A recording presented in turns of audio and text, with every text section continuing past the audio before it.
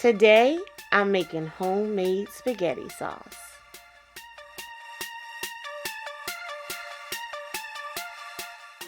I'm just using a melon baller to scoop the core out. Coring the tomatoes before you roast it will actually cause for the skins to just slide right off. I roast it versus boiling like some people do because boiling will take on more water and dilute the flavors. Roasting actually pulls the flavors out. The recipe calls for chopped or minced garlic to be added to the tomatoes as it's cooking down. I just chose to go ahead and roast my fresh garlic right along with the tomatoes. I roasted my tomatoes for 45 minutes on 385 degrees Fahrenheit or 196 approximately Celsius. Roasting them with the skins down makes it a whole lot easier, so when you flip it over, the skins will slide right off, and into the pot they go. As you can see, I'm actually saving the skins in a separate bowl. I will show in a different video how I dehydrate those skins, then grind them into a powder to be later used as a tomato paste. Saute your peppers and onions until they're translucent.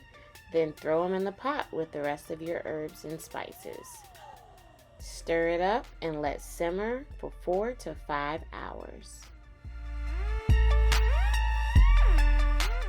I let mine simmer overnight when I do my spaghetti sauce, and then the next morning I'll come in with an immersion blender to break up all the chunks in the sauce before putting them in the jars.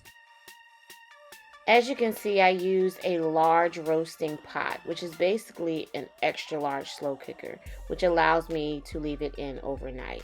I cook about 50 pounds of tomatoes when I make spaghetti sauce. The recipe I used is for 25 pounds of tomatoes, so because I used 50 pounds, I just doubled everything. This should give me 20 quarts of spaghetti sauce, which for my family size should last us through the winter. Always remember to sterilize your jars before canning anything.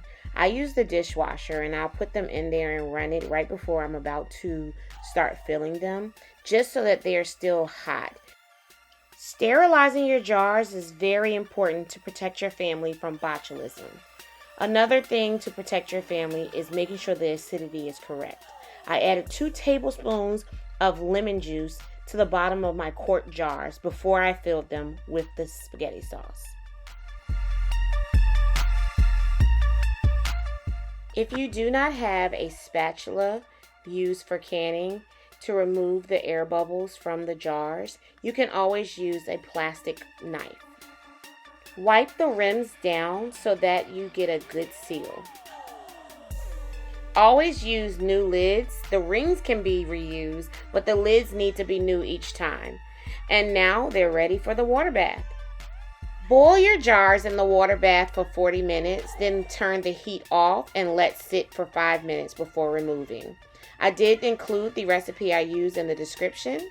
Thank you so much for watching. Subscribe, like, and share.